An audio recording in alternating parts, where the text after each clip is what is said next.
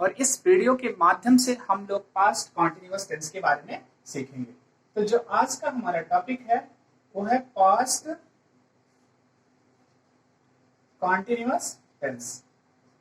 अब जैसे कि हमको ये पता है कि पास्ट कॉन्टिन्यूअस जो टेंस होता है वो कोई भी कार्य पास्ट के बारे में बात करता है। तो सबसे पहले हम टेंस की पहचान जानते हैं, आपको बताया गया। पहचान आपको सबसे पहले पता होना चाहिए, इसमें किसी भी क्रिया के अंत में रहा था, रही थी, रहे थे, अगर ऐसा सेंस आता है तो वो आपका पास्ट कॉन्टिन्यूअस टेंस कहलाएगा। मतलब जिस क्रिया के अंत में रहा था, रही थी, रहे थे आता है वो आपका क्या कहलाता है? पास्ट इन कॉन्टिन्यूअस टेंस कहलाता है। क्लियर हो गया? अथवा हम कह सकते हैं कि the tense which shows that a regular that a work was continue on in the past is called past continuous tense। उसे हम past continuous tense कहते हैं। क्लियर हो गया? अगर हम इसकी हेल्पिंग वर्ब देखते हैं तो हेल्पिंग वर्ब के रूप में हमको यहां पर बी की फॉर्म वाज और वर का प्रयोग किया जाता है।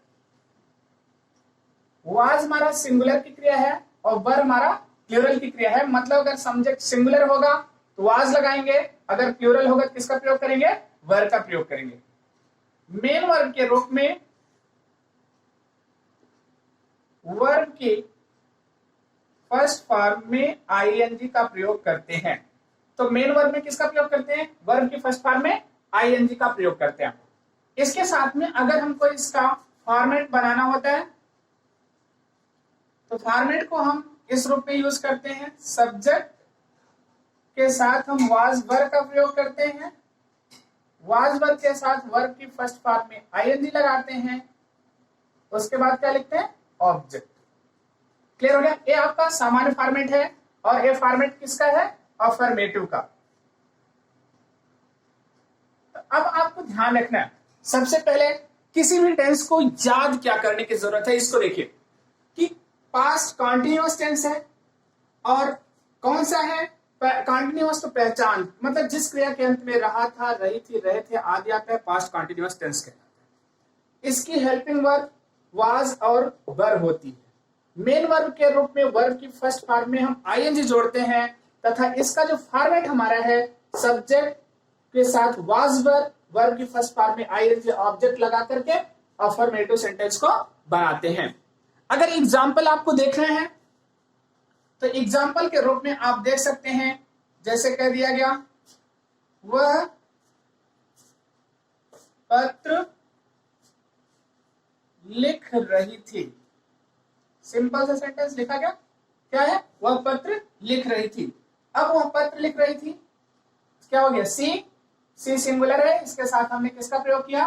Was writing a letter. She was writing a letter. Clear हो गया? पहला हो गया।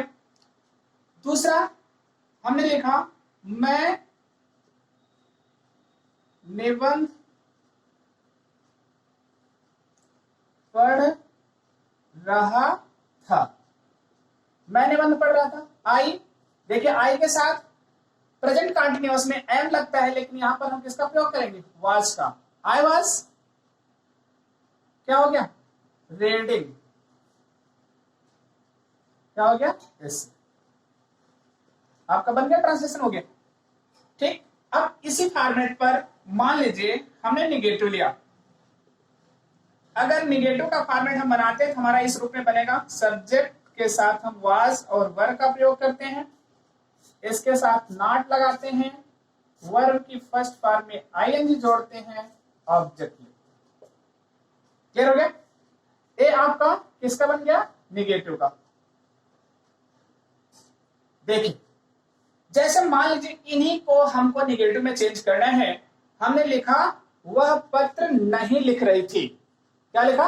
वह पत्र नहीं लिख रही थी। इसका बनेगा क्या? इसको समझ लीजिए। अब यहां पर सब्जेक्ट हो गया सी, यहां पर क्या लगाया गया? Was not. She was not writing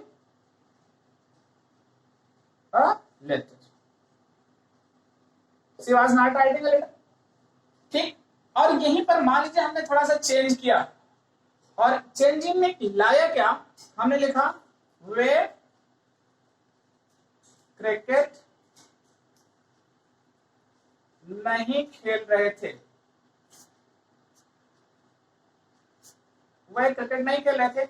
अब यहां पर क्या हो गया, दे के साथ प्लूरल हो गया, वर लगाया गया, नॉट प्लेइंग, क्या हो गया, cricket, they were not playing cricket.